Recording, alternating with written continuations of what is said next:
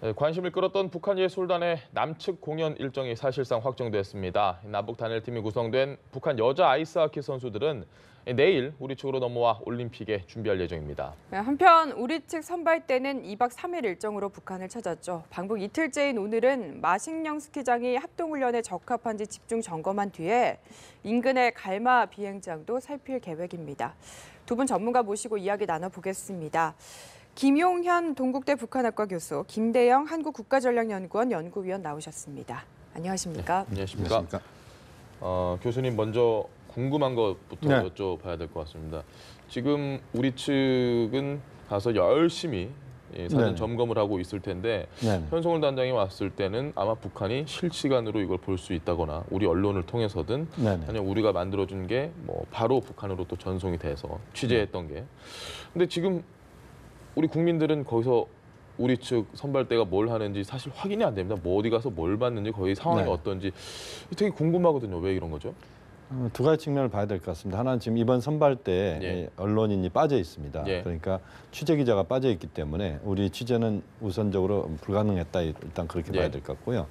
또 하나는 이제 우리 쪽에 넘어온 현송월 단장을 비롯한 그 일행 12명의 행보는 뭐 엄청난 취재가 이루어졌고 그것이 이제 우리 방송을 통해서 북측에서도 알 수 있거나 또는 여러 가지 경로를 통해서 알 수가 있는데 북측에서는 아마 우리 선발대의 그 행로에 대해서 취재를 공식적으로 하지는 않을 겁니다. 왜냐하면 선발대의 역할 자체가 공식적인 일정을 소화하는 게 아니고 우리 그 마식령 스키장이나 또는 금강산에서 앞으로 그 공연이랄지 이런 것들을 준비하는 그런 차원의 것이기 때문에 북측에서는 언론 보도를 안 하는 이런 그 환경의 차이다 이렇게 볼 수 있을 것 같습니다. 알겠습니다. 그래도 우리 측에서는 자체적으로 촬영을 해서 북한 측에 또 넘겨주고 이런 걸로 알고 있는데 북한에서는 또 그런 게 없는가 보네요. 그러니까 이번에 실무단이 갔을 때 뭔가 이 협의 과정에서 좀 그런 부분이 좀 누락된 게 아닌가라는 생각도 들고요. 그리고 이제 북한의 그런 통신 시설이 우리와 달리 좀 사실 열악한 부분이 많고 특히 이번에 같은 경우에도 뭐 현송월 같은 경우에는 솔직히 뭐 중국 심카드를 가진 뭐 휴대폰을 사용해서 북한과 연락을 할 수 있는 방법도 있고 뭐 인터넷도 우리나라에서는 자유스럽게 되기 때문에 큰 문제가 될 수는 없는데 북한 같은 경우에 사실 그 인터넷 자체도 좀 그렇게 뭐 이동하면서 인터넷을 할 수 있는 환경도 아니고 그러다 보니까 그런 부분에서 좀 제약이 있는 것 같고요. 다만 이제 좀 아쉬운 점이 있다라면은 이번 뭐 통일부 기자단 구성이 안 됐지만은 사실 통일부에서 자체적으로 찍어서 언론에 이렇게 배포하는 것도 하나의 방법이 될 수 있고 또 하나 가지는 또 북한 입장에서도 마식령 스키장이라든가 이런 갈마 비행장은 또 자신들이 홍보를 좀 원하는 그런 곳이기 때문에 왜 그런 부분에서 좀 이렇게 협조가 좀 안 됐나 하는 부분 좀 아쉬움이 남습니다. 알겠습니다. 사실 뭐 사진 한 장이라도 오늘 좀 나오지 않을까 기대는 했었는데 어찌됐건 뭐 이 부분은 좀 기다려봐야죠. 또 앞으로 어떻게 될지 모르니까. 예술단 공연이 확정이 됐습니다. 2월 8일과 11일. 그렇습니다. 일단 뭐 이에 대해서 좀 이야기를 먼저 좀 해주시죠. 우리가 예상했던 대로 두 군데가 확정이 됐다 이렇게 보시면 됩니다. 현송월 단장 일행이 집중적으로 봤던 것이 아트센터 강릉, 그다음에 서울 장충동의 국립극장 이 두 군데를 봤기 때문에 거의 뭐 예상됐던 대로 그렇게 간다 이렇게 봐야 되고 예술단 2월 6일 날인가만 내려올 겁니다. 그래서 한 이틀 정도 이제 준비 기간을 강릉에서 거치고 2월 8일 날 공연이 이루어집니다. 2월 8일 공연은 우리가 2월 9일이 지금 동계올림픽 시작 개막식이죠. 그러니까 개막식 전야제 아마 형식을 띌 것 같고요. 그 다음에 이제 그 2월 8일 날 공연이 있은 뒤에 11일이니까 3일 후죠. 3일 후에 국립극장에서 공연이 이루어집니다. 이 3일간의 텀이 있는 것은 그 공연의 그 여러 가지 장비들이랄지 무대 장치나 이런 것들을 옮기는 과정, 또 여기서 그 국립극장에서 그것을 또 재조립하는 과정, 뭐 여러 가지 것들을 고려해서 2월 11일 날 서울에서 공연이 이루어지고 지금 무료 공연으로 지금 돼 있는데 아마 인터넷상에서는 지금 상당히 그 공연에 가고 싶다 이런 부분에서 많은 지금 그 여론이 지금 쇄도하고 있는 것 같습니다. 어쨌든 그런 형식으로 끝나고 나서 그 다음 날 이제 북측으로 예술단이 돌아가는 그런 일정으로 알고 있습니다. 이 부분도 정부가 지금 그 무료 공연인데 관객을 초청하는 방안을 좀 고민을 하고 있다 이렇게 알려졌습니다. 근데 어떤 식으로 누굴 초청을 할까요? 사실 정말 가고 싶은 사람들이 많을 텐데 네. 저도 가고 싶거든요. 어떻게 보십니까? 저도입니다. 사실 저도 가고 싶은데요. 아무래도 그 보안 문제가 가장 좀 심각한 부분이 될 것 같습니다. 예. 특히 이제 그 현송월 단장이 왔을 때도 북한 측에서 굉장히 그 관영 매체를 통해서 좀 심각하게 반응을 하지 않았습니까? 특히 예. 이제 뭐 화형식을 한다던가 예. 이런 식의 일들이 벌어졌기 때문에 사실 뭐 무료로 한다지만은 인원상의 그런 제약들이 좀 있을 걸로 좀 생각이 됩니다. 예. 특히 이제 북한 측에서 그런 부분에 대해서 어떻게 보면 뭐 북한 입장에서는 당연할 수 있지만 우리 입장에서는 좀 거부감이 있긴 하지만 그런 또 돌발적인 상황이 발생할 수 있기 때문에 아무래도 좀 이런 그 북한과 관계된 뭐 연구기관이라든지 예. 아니면은 그런 단체들 위주로 좀 이렇게 우선은 초청장 형식을 빌어서 하지 않을까, 인원 선발을 하지 않을까라고 이렇게 조심스럽게 추정을 해봅니다. 그러면 한 가지만 더 여쭤볼게요, 네. 교수님. 그 초청된 이 관객, 네. 그러니까 우리 정부에서 어쨌든 다 핸들링을 할 텐데 주관을 내서 이 명단을 네. 혹시 그럼 북측에도 공유를 해서 북측에서 어떤 이건 안 돼, 이건 돼, 뭐 이런 식으로 나올 가능성도 있다고 보십니까? 그것까지는 아마 그 세세하게 예. 아직은 이제 확인하기는 어렵습니다만 이제 그 정도까지는 아닐 것 같고요. 우리 입장에서 우선적으로 제 판단에는 우선적으로 그 들어갈 수 있는 청중, 예. 무료 입장이 가능한 청중은 이상가족, 이상가족 고령 이상가족분들 그분들이 우선이 돼야 될 것 같고요. 네. 그다음에 일반 시민들을 추첨을 통해서든 무작위 직접으로. 그렇죠. 예. 이제 여러 가지 형식을 통해서 추첨을 하고 다만 이제 그 공연장에서 김대영 의원 말씀하신 것처럼 이제 여러 가지 뭐 우발적인 예. 상황이나 이런 것 돌발 상황들은 발생하지 않아야 되기 때문에 그 부분은 충분히 예의를 갖출 수 있는 그런 준비는 또 서로 해야 된다고 보고요. 그리고 이제 어차피 이번 공연 자체가 예. 남과 북의 어떻게 보면 평화, 화해를 상징하는 것이기 때문에 그것에 걸맞는 그런 분들 중심으로 초청이 이루어지는 뭐 그런 상황이라면 뭐 특별하게 문제가 안 될 것 같고 강릉 공연 같은 경우는 이제 강릉이라고 하는 지역에서 한 990여 석밖에 안 됩니다. 그 예. 자리가 그렇지만 어쨌든 강릉 시민들, 강원도민들 또 평창 올림픽을 준비하는 과정에서 고생했던 분들 이런 분들 중심으로 또 그 청중이 구성되는 것이 바람직하다고 봅니다. 알겠습니다. 좀 배려할 건 배려하고 형평성에 맞게 이렇게 그렇습니다. 정부가 잘 결정을 할 것 같고요.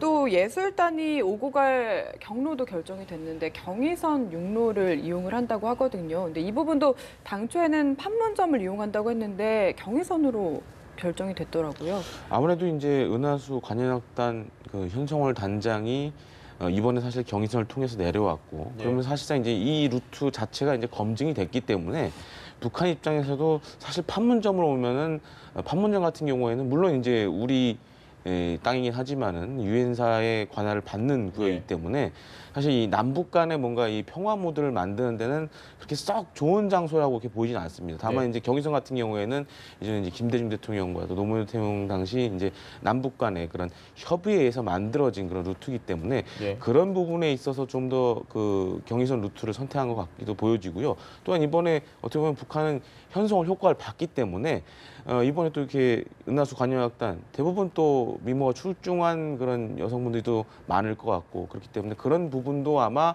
좀 노리지 않았나 이렇게 예. 생각됩니다. 알겠습니다. 계속 저희가 이 평화 이런 이야기를 많이 하고 있습니다. 네. 특히나 합동 공연. 근데 공교롭게도 2월 8일 이 개막식 전날 평화 공연 이 무대가 있는 그날 또 북한은 열병식을 좀 준비를 하고 건군절을 또 2월로 바꿨습니다. 굳이 2월 8일로. 네. 일단 건군절에 대한 설명 그리고 왜 이렇게까지 해야 되는지 이야기를 좀 해주셔야 될 것 같아요. 정확하게 우리가 표현을 하자면 바꾼 게 아니고 정상화시킨 거다 이렇게 예. 보시면 됩니다. 원래 북한의 군 창건 기념일은 48년도 1948년도 2월 예. 8일입니다. 그러니까 올해로 치면은 70년이 되는 거죠. 예. 그런데 이제 북한이 1970년대 생산도 학습도 생활도 항일 유격대식으로 그러면서 온 사회, 북한 전체 사회를 항일 유격대 정신으로 이제 그 이데올로기를 강화시키면서 예. 북한 체제를 그렇게 변화시켰습니다. 이제 그런 과정에서 이제 4월 25일로 바꿨죠. 4월 25일은 이제 1932년도에 안도 유격대라고 하는 것을 이제 김일성의 항일 빨치산 활동, 만주에서 빨치산 활동을 할 때 그 유격대를 만들었다고 하는 그때가 4월 25일입니다. 예. 그래서 그날을 기념해서 그런데 이제 조선인민혁명군 창군 기념일로 이제 이번에 바꿨는데 그때 그 유격대 명칭을 나중에 조선인민혁명군이라고 명칭을 칭했습니다. 예. 그렇기 때문에 이번에 2월 8일로 바꾼 것은 바꿨다라기보다는 정상화시켰다 이렇게 봐야 될 것 같고 예. 그것이 갖고 있는 의미는 역시 김일성, 김정일 시대의 항일 유격대 또 만주 항일 빨천 활동 이게 북한의 매우 중요한 이데올로기였다면 이제 이것보다는 본인은 거기에 기대지 않고 자신이 현재와 미래에 자신의 통치를 하겠다. 예. 김일성, 김정일에서 벗어나겠다. 이런 취지가 일단 강하다고 봐야 될 것 같고요. 다만 이제 2월 8일 날 열병식 있느냐 없느냐 부분은 아직 확인된 건 아닙니다. 정황 정도. 그렇습니다. 이제 그 북한에서 열병식을 김일성 광장 할 때 출발 지점이 어디냐면 미림 비행장이라는 곳입니다. 예. 그것은 이제 순환 비행장 또 그것은 이제 민간 비행장이고 미림 비행장 군사 비행장인데 거기에서 이제 퍼레이드 연습을 하죠. 우리도 서울공항에서 퍼레이드 연습을 합니다. 예. 그 국군의 날 준비할 때. 그래서 이제 그런 부분에서 이제 좀 정황이 비쳤다라고 하는 건데 2월 8일 날 열병식 할지에 대해서는 우리가 명확하게 확증하기는 어렵습니다. 왜냐하면 북한이 군창건 기념일 때 매번 열병식 한 건 아닙니다. 예. 그렇기 때문에 이제 좀 더 이 부분을 지켜봐야 될 것 같고요. 만약에 열병식을 한다면 2월 8일 날 강릉에서 아트센터에서 북한 예술단이 공연하는데 그날 또 북한에서 열병식을 한다는 것은 굉장히 어울리지 않고 예. 또 우리 세계인의 축제인 평창올림픽 개막식 전날 북한 열병식을 한다는 것도 어울리지 않습니다. 그래서 북한이 그 부분에 대해서는 상당히 신중하게 자제 또는 숙고를 해야 된다고 봅니다. 알겠습니다. 그 열병식 관련해서 좀 추가 말씀드리자면 사실 그 열병식 준비가 확인된 거는 지난달이었습니다. 지난달 한 중순 정도에 저도 이제 아시는 분을 통해서 얘기를 들었는데 예.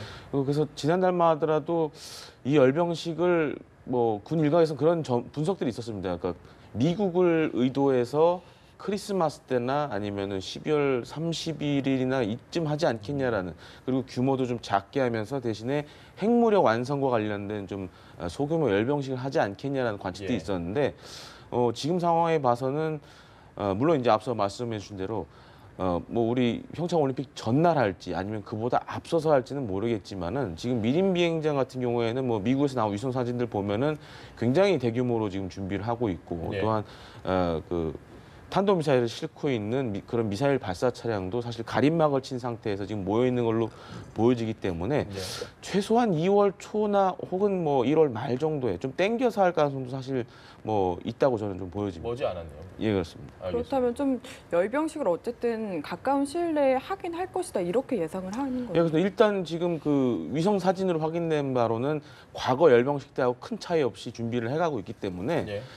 다만 이제 북한 입장에서 만약에 지금 그 평창 올림픽 개막식 전날 한다 그러면은 이 우리 입장에서는 굉장히 불쾌한 상황이 될 수 있고 또 김정은 위원장도 신년사를 통해 얘기했지만은 평창 올림픽에 관해서 굉장히 긍정적으로 이렇게 표현을 한 상황이기 때문에 예. 그런 부분을 고려해서 아마 좀 이 열병식 일자를 좀 조정을 할 가능성이 굉장히 높다고 보여집니다. 알겠습니다. 기존에 이제 열병식은 저희가 좀 많이 봐왔었는데 네. 그때마다 정부의 대응이 좀 어땠는지 그리고 이번에는 조금은 다르게 대응을 할 것 같습니까? 어떻게 예상이 되십니까? 열병식이 이제 북한에서 이제 중요한 그 군사 퍼레이드, 예. 그러니까 외부에 보여주는 또 내부의 결속 뭐 이런 차원에서 1년에 한두 차례씩 뭐 예. 북한이 해왔습니다. 그 열병식의 과정에서 보면 이제 북한에 대해서 우리가 늘 관심 있게 봤던 것이 열병식에서 새로운 무기가 어떤 것이 등장하느냐, 예. 특히 탄도미사일이 새로운 신형 미사일이 등장하느냐 이런 것들을 우리가 유심히 봤는데 그동안 보면 북한이 열병식 할 때마다 새로운 탄도미사일을 좀 보여주는 예. 그래서 국제사회 자신들이 이런 무기도 갖고 있어 이런 것들을 좀 보여주는 그런 것이 이제 과거의 전례였다 이렇게 볼 수 있습니다. 여기에 대해서 이제 국제사회, 미국, 한국 국제사회가 민감하게 반응했던 것도 사실이고 예. 열병식 자체만으로 그것이 도발이다 이렇게 이야기할 수는 없습니다. 왜냐하면 그것은 북한 내부 정치 행사이기 때문에 그 자체로서 또 할 수 있는 겁니다. 다만 남북 관계 또 지금 현재 북한의 그 핵 능력 고도화 이런 부분 속에서 상당히 어렵게 지금 평창이 남북이 함께하는 올림픽이 되고 있습니다. 네. 만약에 이번 올림픽이 북한의 선수단이나 응원단이나 예술단이 참가하지 않는 올림픽이었다면 엄청난 또 올림픽 자체에 대한 부담감 또 한국에서의 올림픽에 대한 상당히 불안감 이런 것들을 국제사회가 또 느꼈을 겁니다. 여기에 비해서 이제 북한의 참가 이런 부분도 상당히 의미 있고 좋다고 보는데 북한 열병식이나 이런 것들을 만약에 개막식 직전이나 이렇게 하게 된다면 이것은 그 잔치상에서 상당히 좀 표현이 그렇습니다만 죄를 뿌리는 이런 식이 될 수도 있는 겁니다. 그렇기 때문에 이제 그런 북한의 행동이 이루어지지 않도록 북한 당국 스스로가 좀 더 그 부분에 대해서는 좀 신경을 써야 된다고 봅니다. 왜냐하면 지금의 이 행사 자체를 올림픽의 행사 자체에 대해서 북한도 상당히 적극적으로 동의를 하고 있기 때문에 그런 부분에서는 좀 더 현명하게 또 대처를 해야 된다고 봅니다. 알겠습니다. 그 열병식을 하는 것이 이제 거의 뭐 시간 문제인 상황인 것 같은데 이 평창 올림픽을 앞두고 현재 우리 정부의 어떤 태도라고 할까요? 이런 걸 보면 상당히 배려를 많이 해주고 있지 않습니까? 북한에 대해서 많이 이해해주고 양보해주고. 근데 열병식을 했다. 이때도 지금처럼 우리 정부가 일단 평화 올림픽이 중요하니까 크게 이야기를 하지 않고 넘어갈까요? 아니면 이번엔 좀 다르게 반응을 해야 될까요? 어떻게 보십니까? 사실 그 남북 관계를 보면은 보수나 진보 할 거 없이 좀 북한의 입장을 많이 배려해줬던 측면이 있습니다. 그리고 또한 이제 열병식이라는 것이 자체가 무슨 무력 도발은 아닙니다. 엄밀히 얘기하자면. 다만 이제 그 북한의 입장에서는 아무래도 이제 투트랙 전략을 쓰는 것 같은데 평창은 남북 간의 민족 간의 한민족 간의 공조를 위한 약간 그런 부분을 강조하는 것 같고요. 만약 열병식을 한다라면은 이건 분명한 미국에 대한 메시지가 될 겁니다. 특히 이제 마지막 부분에 그동안 이제 시험 발사만 했던 화성 14형이나 15형이 나올 것은 당연하다고 저는 생각하고요.